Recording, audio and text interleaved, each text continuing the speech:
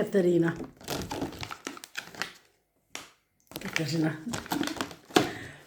Takže mám tady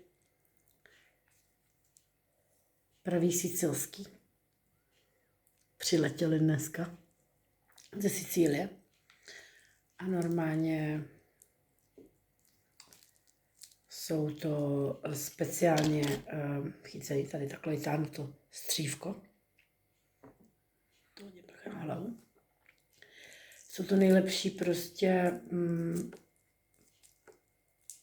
no nejlepší. Krevetky jsou červený.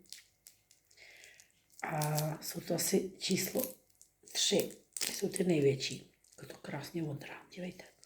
Krásně to jde úplně nádherně. Teď to tady namočím takhle krásně do mý punzu salsičky, takhle pojďte.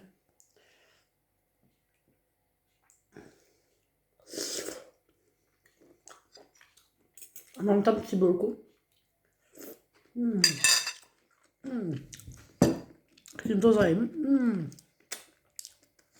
A je to jako takový máslový. Výborně. Mňam.